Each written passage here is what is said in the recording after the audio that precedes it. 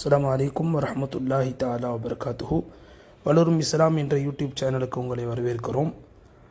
இன்று நாம் ஹால் நிகழக்கூடிய இடங்களை பற்றி பார்ப்போம்.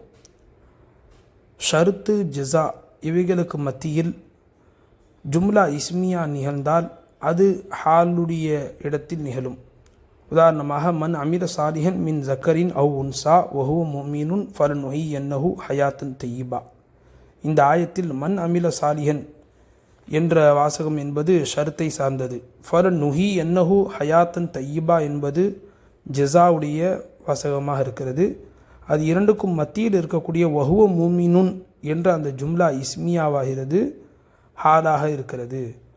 இந்த வஹுவ முஃமினுன் என்பது அமில என்ற ஃபேலில் இருந்தும் ஹாலாக இருக்கிறது. இரண்டாவது, ஷருத்து ஜஸாவுக்கு மத்தியில் முதாரியான ஃபேல் வந்து அந்த முதாரியான ஃபேல் ஆகிறது வாவோ அல்லது ஃபாவோ இல்லாமல் வந்திருக்குமே ஆனால் அந்த முதாரியான ஃபேல் என்பது ஹாலாக நிகழும். உதாரணமாக, நபி ஸல்லல்லாஹு அலைஹி வஸல்லம் ஹதீஸ், மன் சல்லா யுராஇ ஃபகத் அஷரக்க. மன் சல்லா என்பது ஷர்த்து, ஃபகத் அஷரக்க என்பது ஜஸா.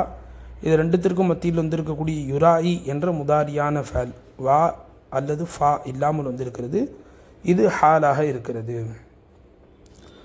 மூன்றாவது, ஒரு கலாமிலே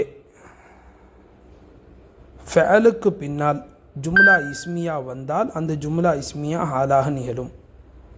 உதாரணமாக, குத்திபா அலைக்குமுல் கிதாலு வஹுவ குருஹுல் லக்கும். குத்திபா அலைக்குமுல் கிதாலு என்பது ஃபேலாக இருக்கிறது. வஹுவ குருஹுல் லக்கும் என்பது அதே கலாமில் வந்திருக்கக்கூடிய ஜும்லா இஸ்மியாவாக இருக்கிறது. இந்த ஜும்லா இஸ்மியாவாகிறது ஹாலாக நிகழும். இது போன்ற இன்னும் பல வீடியோக்களை பார்ப்பதற்கு நம்முடைய சேனலை சப்ஸ்கிரைப் செய்து கொள்ளுங்கள்.